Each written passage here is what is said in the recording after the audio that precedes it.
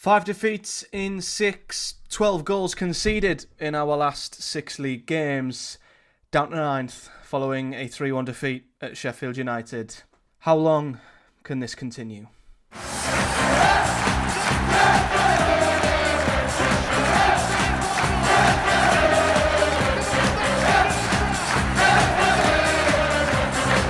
What is up, guys? Welcome back to another episode of the Project Boro reviewing show, and today we do what we always do. We look back and review Boro's latest game in the Championship, which was a 3-1 defeat to Sheffield United, and as I mentioned, it now means Boro's really poor spell of form continues. I think that's 2 wins in 10 now, maybe even worse than that. As I say, 5 defeats in our last 6 overall games in all comps, 6 goals conceded in our last 2 games, and a run of form that is starting to become a real concern. And it's not just that we lost to Sheffield United tonight, because as me and Chris discussed on the podcast we did a week or so ago, we didn't expect Boro to go here and win. We expected Boro to probably come out on the wrong side, given Sheffield United's great home form and Boro's current form at the moment.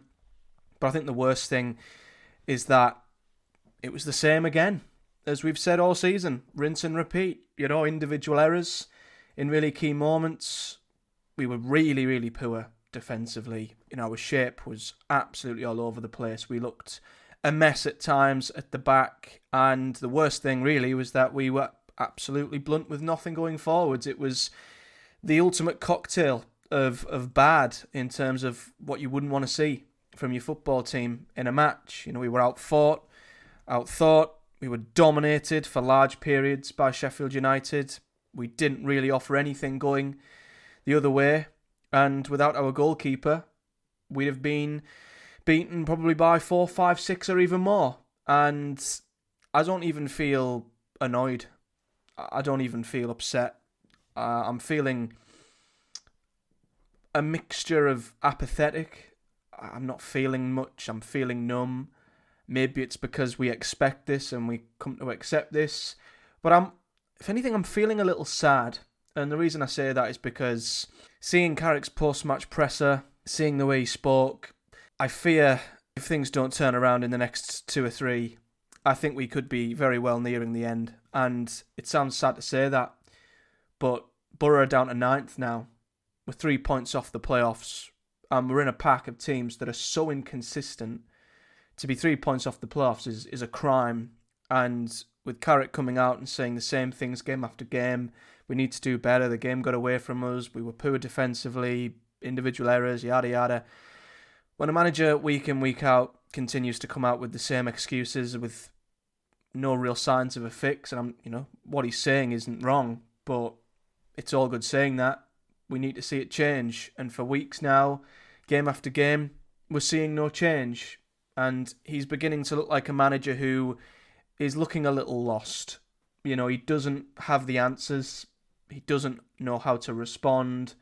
It's clear on the pitch we don't have the answers because we continue to see the same thing over and over again. I mean, when we discuss the goals, we'll obviously discuss in detail what went wrong and why, but fans have called out for changes. Moving to a back 3, back 5, just shearing us up for a few games, stopping the goals going in. But, again, some of the things I've mentioned, being, some of the things I've called out for us to change, fullbacks advancing, leaving space in behind, all that was exploited again tonight.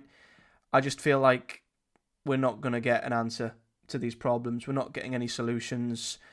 We've been on a downwards slope for weeks now, a very slow one. Probably looks slower because of all the teams around us being so inconsistent. But as I say, if any of them teams that have been even more remotely consistent, even slightly, we'd be 10th or 11th right now. So what looks like a very slow and steady decline could have quite easily been a lot worse, and there's no sign of it being arrested or stopped or halted or turned around at any point.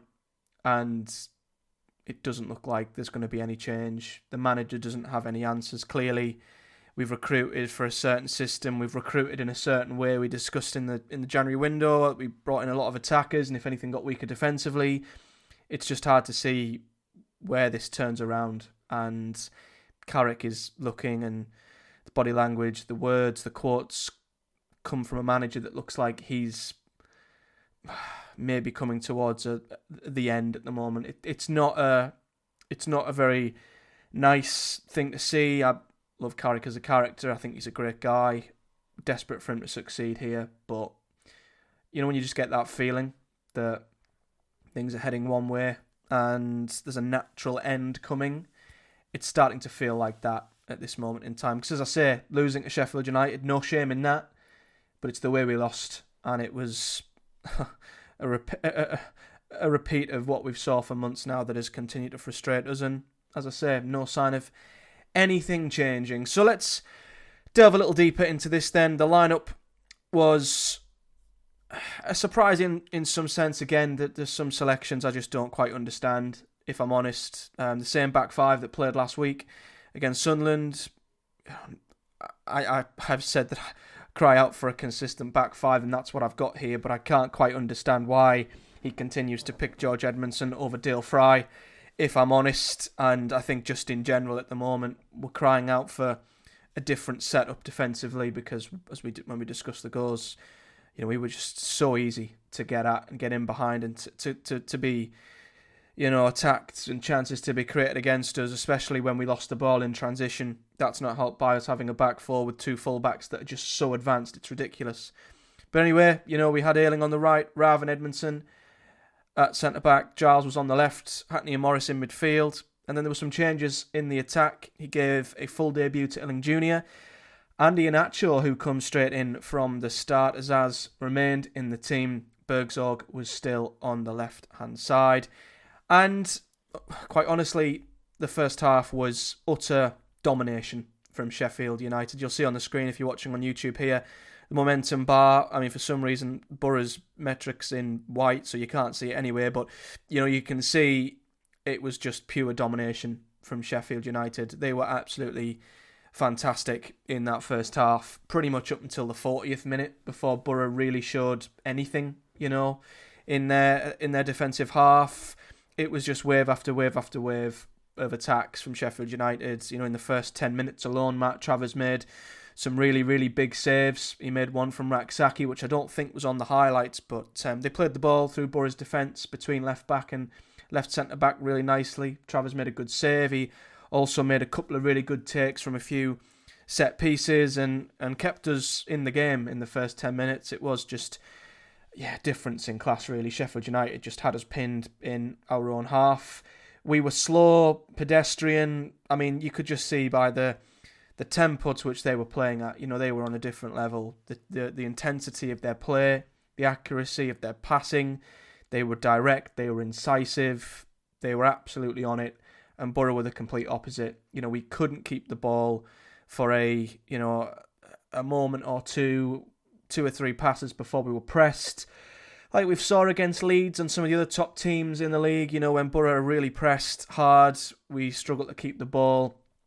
And in the end, we ended up just playing it long continuously and giving the ball back to Sheffield United. And that's just how wave after wave after wave just kept on coming. And to be honest with you, it took 32 minutes for them to score, but the game should have been well within their favour by that point. They should have been 1 or 2 up by that point in the game, but it was still 0-0. We held on in there despite not really offering much. The only chance we did offer was the only really well-constructive move we did create, which led to a shot from Hackney, which he got on target. Maybe should have done better with. That was, I think, later on in the half anyway, but they did take the lead on the 32nd minute, and this comes from the same problems that I've discussed time and time again. Down the right-hand side, Ayling Jr. has the ball. I mean, when I talk about individuals, I'll obviously discuss, but I mean, I do not know what happened to Ayling Jr. tonight. I mean, I was really looking forward to seeing him in the team, but he dropped probably one of the worst debuts I've ever seen in a Boro shirt for a very long time. And listen, I'm not going to judge the guy overall. I'm not going to judge him overall as a player yet. But I think just judging him on this individual performance, he was really, really poor. He really, really was tonight. I was extremely disappointed by Ayling Jr. He looked lost out there. He played a pass. It should have been a straightforward pass to Luke Ayling. It's behind him. And this is what I keep mentioning. This is why I was begging for Luke Ayling to just stay back. I said in the preview when I was putting together my Boro lineup, I said, please just keep Ayling back. But this is why, he's trying to join Ayling Jr. down the right-hand side. The pass is behind him. And then before you know it, bang, they're in, and we're on the back foot. I think it's Gus Harmer who picks up the ball, he keeps it in. And then suddenly, with Giles, bombing on the other side, he's got to get back in. And then they've got runners. And on the transition, we are absolutely screwed. Briefly before Ayling eventually got back in just behind Hamer, they had a 4v3, running at our defence, which is just way too open. Way too open. This is why people are crying out for a back five, because if you've got a wing back bombing on and he loses the ball, you've still got 4 defenders potentially who could be back. At the very least, you've got 3 centre-halves sat there. But yeah, Giles was having to come, charge back from the left. Ayling was way out of position and had to try and get back in because he was so far advanced. And all it took was one run from Harmer, one good ball, which we know he has the quality. Plays in O'Hare, who, to be honest, should do better. Take the shot at all. He sort of just fiddles around with it. Giles gets back. He's a little unlucky because the ball gets stuck under his feet, but he then just sort of kicks it against Travers, ricochets back out to Raksaki, who has a tap in. It's not the ugliest goal we've conceded, which tells you a lot about the goals we've conceded this season, but it is still a pretty ugly goal to concede, and it's not great. I think Giles is a little unlucky again. Him and Travers just get in each other's way, but why is there such an overload? Why is Raksaki right there waiting for a tap in? Because they had a 4v3. They broke on us because we had so many men forward. Our shape, when defending the transition is absolutely all over the place. And bang, one ball in, goal. Wasn't the first time that was to happen in this game. However, Boro somehow found themselves level. And I'm going to be brutally honest, we were so fortunate to go in to the first half level. We offered nothing going forwards, barely. They had so many chances. They absolutely dominated us. Sheffield United should have been 2 or 3 up by half time, but instead it was 1 each, and it came from a penalty from Delano Bergzorg. And to be fair, I know there's a lot of discourse on whether it was a penalty, wasn't a penalty. I'd like to think any Boro fans, Blades fans watching can tell I'm a very neutral Boro fan. I'm not going to be biased from one side to the other. I did think it was a penalty. I get both players had hold of each other's shirt, and if it is the law, letter of the law, that if both have hold of each other's shirt, it shouldn't be a penalty. But Robinson did at one point have 2 hands on Edmondson, literally was pulling the shirt off his back. I think that's probably when the ref glanced and caught him.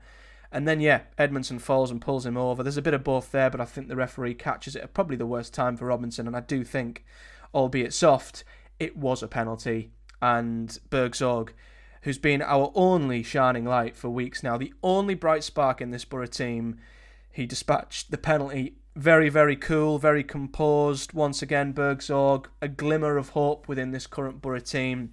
And somehow we go in level. And there were a couple of other weird decisions. I mean, Edmondson was a bit fortunate following this penalty that was given. He sort of wrapped his arm around the back of Robinson's head. He then raised his hand in front of Vinicius Souza. A bit lucky, Edmondson. I'm going to be honest that he maybe didn't get more than a yellow card following his reaction to the penalty. But Boro go in 1-1, and you're thinking, finally, I guess, a bit of luck. For once we've not been punished for being really open at the back. Travers has done his job and kept us in the game. And you think, right, regroup.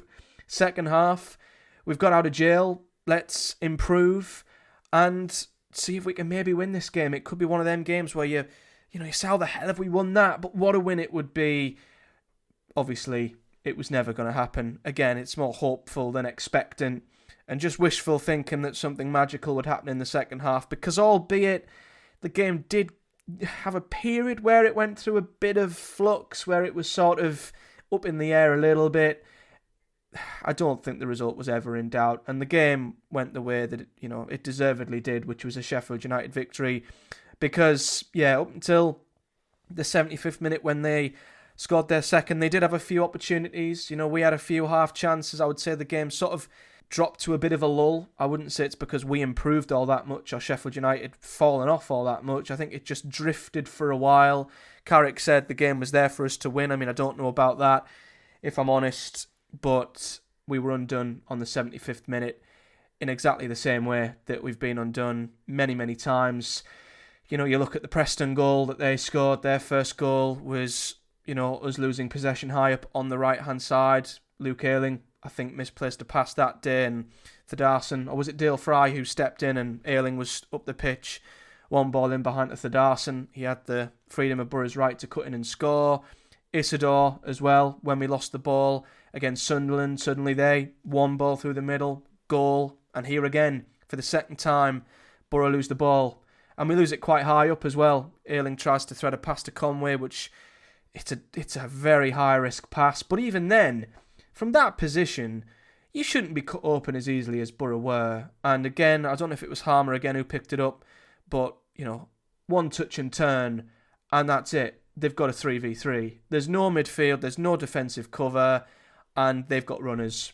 And again, one great ball between Edmondson and Giles, and Brereton Diaz is in. And firstly, again, it's the same problem. I've said time and time again, the fullbacks are pushed up way too high. Like in the playoff season, why when one fullback is pushed up, is the other not tucked right in alongside the centre-halves to make a really solid, narrow back three? Because for the second time in this game, one full-back loses it, and bang, they're in behind us, and Ayling's the one who loses it this time. Giles is out too wide. The gap between him and Edmondson is way too big, and we all know Edmondson does not have the pace whatsoever. Brereton Diaz makes a good run. The ball, again, is really good. Another scenario where one good ball takes out Boro's entire midfield and defence. Brereton Diaz dinks the ball beautifully over Travers, who puts them 2-1 up. And then to compound our misery, they had a third on the 87th minute. A corner comes in from the right. It's an in-swinger. Barlaser was marking Amahodic, who is just... Is he too strong? Is Barlaser too weak? Probably. Barlaser just steps back, doesn't challenge. Travers comes out, isn't strong enough. He should be getting something on this, Travers. And I'm not going to critique him too much, because without Travers, the game would have been out of sight by this point. It would have been a cricket score, but he needs to do better in this moment, and he's just not strong enough. The defender should not be beating him aerially when he has the advantage of using his hands to head it into an empty net, and it's another horribly ugly, poor goal that Boro have conceded, and it compounds more and more misery around Boro at the moment. And as I say, when the full-time whistle went, I wasn't even angry. I just shrugged my shoulders and went, okay, meh. And apathy, I think, is starting to set in, and that's a concern, I think. And the reaction from most fans online was pretty damning as well. We are starting, I think, to see a bit of a shift against Carrick now. And as I mentioned in his post-match interview, he just looked like a lost man. He just keeps saying the same quotes. He's had 9 days on the training ground, to bed in the new players, do something different, try and sewer us up defensively. And we saw the same issues tonight, if not worse. We are so easy to get at. We are so open on the transition. And the worst thing was, not only tonight were we just so open at the back and so poor, we offered nothing going forwards. And I'll get onto some of the individuals in a bit. But it was just really bad from top to bottom. And it reeked of a team that, I don't know, is starting to lose faith in what they're being told to do. There was a lot of frustration out there. It's the first time I've seen Boro players get really annoyed and frustrated out there. There was quite a few bookings. There was a few scrappy moments. There was full time as well. Tempers flared a bit. There does seem to be a real frustration building in the camp now, and I don't know if that's just down to this result, or maybe it is things starting to build up internally, which is never a good sign. But yeah, the manager looks lost. The fans are turning. The players look frustrated, and didn't even look like a Carrick side tonight. It didn't even look like a Carrick side that was still fun to watch, but open. We were just open and blunt at the other end. So really, really, really worrying signs in every which way you look at it, to be honest with you. And the stats, back that up. They had more possession. XG, as you can see, is very, very high. They created 2.42 XG. So Boro, again, just so easy to create against, giving up huge chances. You can see the shot map, the amount of shots they had in and around our box, whereas we had, sporadic shots, just inside the area, not really near the goalkeeper. 18 shots they had to our 10, 9 shots on target they had tonight. I mean, that is just way too many. And they had 5 big chances. 5 did Sheffield United. And look at the accurate passes. I don't think I've ever seen Boro for a long time have a pass accuracy of 75%. That's really poor for a side that wants to play with the ball and keep possession. That's a worrying stat in itself. So the lineup then, yeah, there's a few worrying performances in here. Now, Mark Travers, as I say, he was at fault for the third, but I'm not going to critique him all that much because, quite honestly, he kept us in the game in the first 10 minutes and did prevent it from being a hell of a lot worse than what it could have been.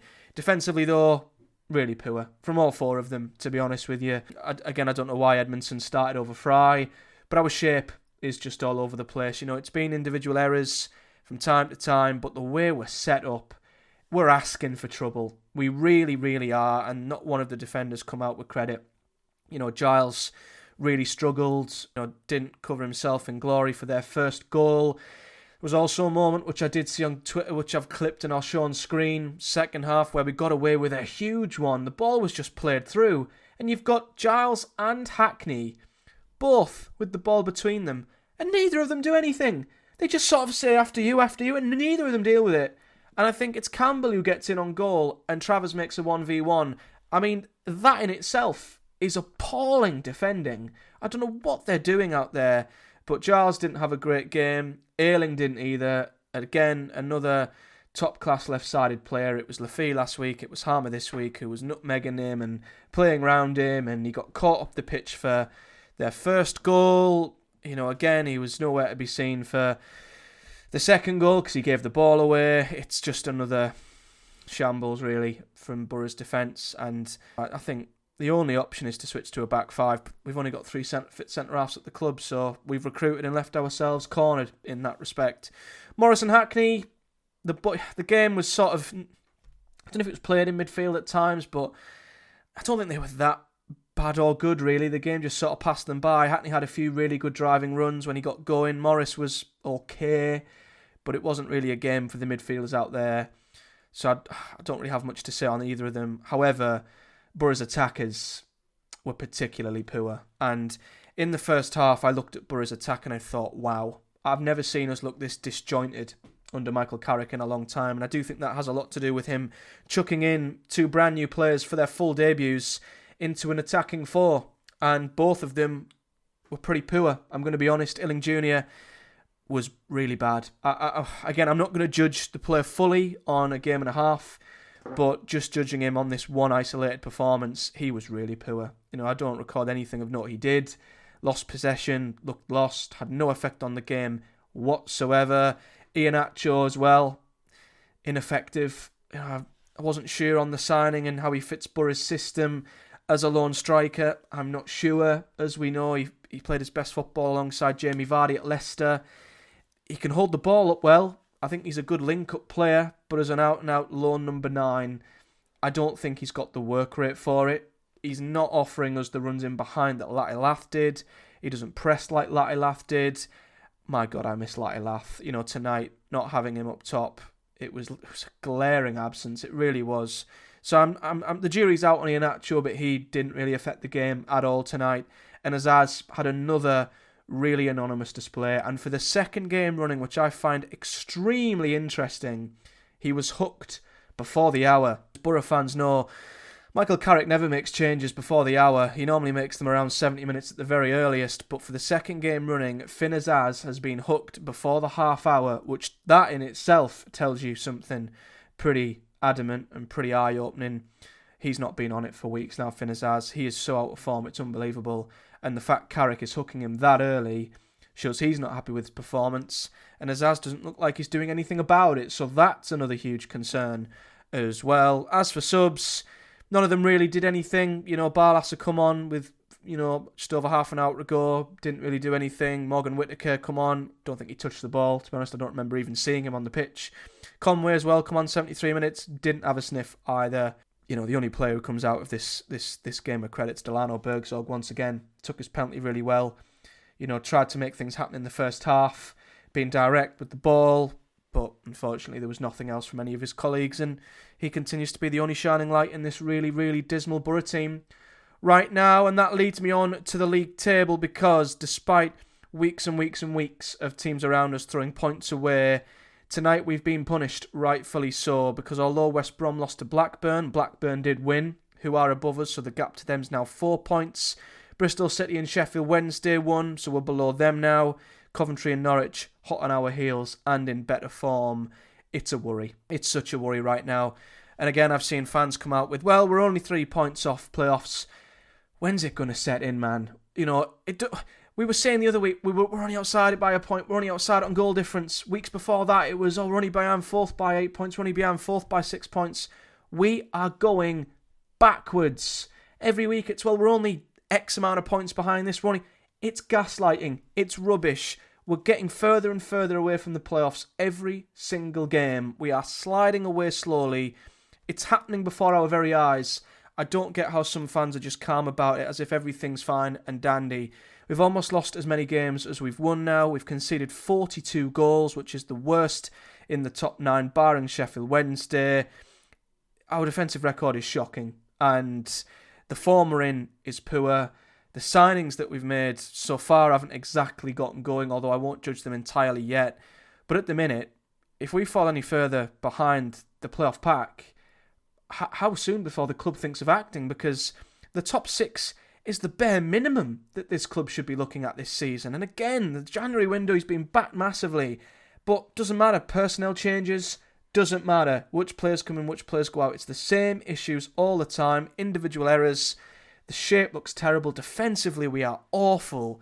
And the worst thing, as I say, going forward, nothing tonight. It really is a worrying time for Boro at this moment. And Michael Carrick looks like he is probably on thin ice right now. And I hate to say it because I like the guy. And as I say, I really want him to succeed. But it does just feel like when you get that feeling in your bones that something is slowly coming to an end, I feel like that's happening. You know, we are now closer to Luton Town, who are bottom of the league, than we are Sunderland, who are 4th. That's a damning stat in itself. It really, really is. And a quote that was said before the game, from Chris Wilder says it all.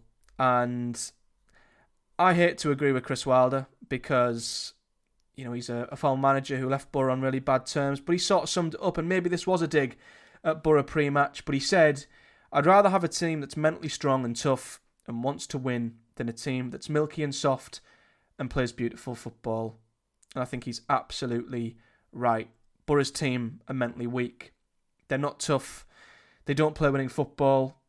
We don't often find a way to win. We only find a way to lose. And although we play good football, or we do sometimes, as I say, the number of times we are now throwing games away and conceding goals is far outweighing the number of good performances and great goals we're scoring. The scales have tipped completely in the other direction, and we need to just find a way to be a winning team. I don't care about the philosophy anymore. I don't care about playing nice football.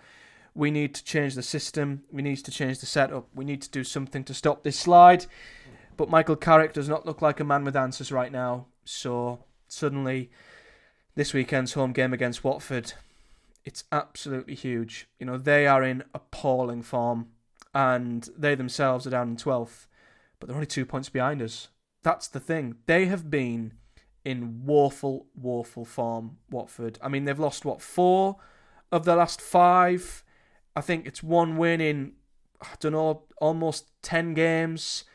If we lose to them at home, it's unthinkable what the outcome of that game could be and the fallout, and then they would be another team who jumped us, and we could be then down to 10th. And then with Cov and Norwich, you know, behind us on goal difference and a point behind us, hell, we could be down to 12th. We could be down to 12th at the weekend. It's that desperate right now. So if Boro's season was on a knife edge, I feel like it's slowly starting to fall and tip off the edge of a cliff right now. And we will be back to preview the Watford game in the next day or two. So stick around for all that good stuff. This is probably the most worried I've been for Carrick in his whole time here. And it's now or never, really. It is sink or swim for Boro, our playoff aspirations, and maybe Michael Carrick's future at the club. So let me know your thoughts on the game, the performance.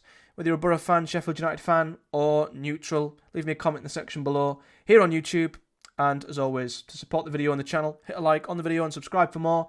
As always, and hit the bell too so you never miss when a video drops. We do, of course, review and preview every Boro game here on the channel. And if you would like to listen to these on the go, do go into the description. There are links to your chosen podcast providers where you can listen to Project Boro on the go if you'd rather do so. And if you already do give me a like, a rating over there as well. It takes 2 seconds to do so. But until next time, guys, yeah, Boro's season and our playoff aspirations are slipping through our fingers. And it simply has to turn around. And it has to turn around now. I'll see you all in the next one.